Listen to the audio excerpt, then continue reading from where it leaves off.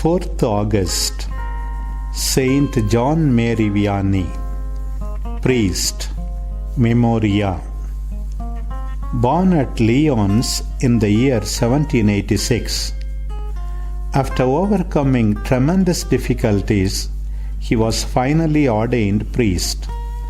He was given charge of the parish of Ars in the diocese of Belley, and by his forthright preaching, personal mortification, prayer and charity renewed it and increased it in a wonderful way.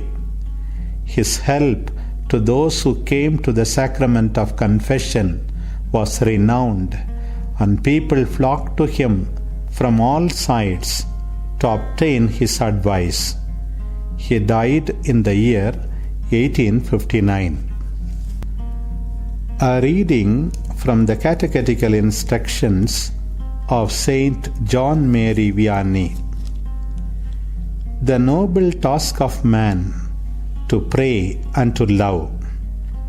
Consider, children, a Christian's treasure is not on earth, it is in heaven. Well then, our thoughts should turn to where our treasure is. Man has a noble task, that of prayer and love. To pray and to love, that is the happiness of man on earth. Prayer is nothing else than union with God. When the heart is pure and united with God, it is consoled and filled with sweetness. It is dazzled by a marvelous light. In this intimate union, God and the soul are like two pieces of wax molded into one. They cannot any more be separated. It is a very wonderful thing, this union of God with His insignificant creature, a happiness passing all understanding. We had deserved to be left incapable of praying, but God, in His goodness, has permitted us to speak to Him. Our prayer is an incense that is delightful to God. My children, your hearts are small, but prayer enlarges them and renders them capable of loving God. Prayer is a foretaste of heaven, an overflowing of heaven. It never leaves us without sweetness. It is like honey. It descends into the soul and sweetens everything.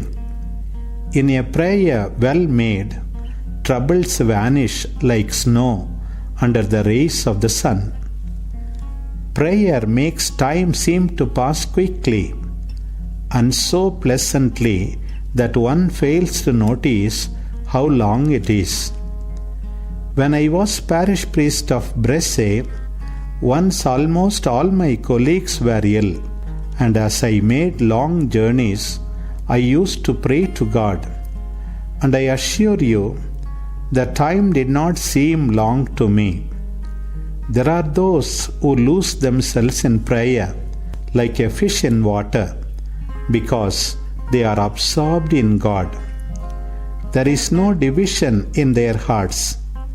How I love those noble souls! Saint Francis of Assisi and Saint Colette saw our Lord and spoke to Him as we speak to one another. As for ourselves, how often do we come to church without thinking what we are going to do or for what we are going to ask?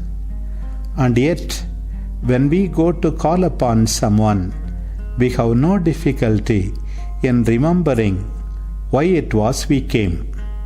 Some appear as if they were about to say to God, "I'm just going to say a couple of words so I can get away quickly." I often think that when we come to adore our Lord, we should get all we ask if we asked for it with a lively faith and a pure heart.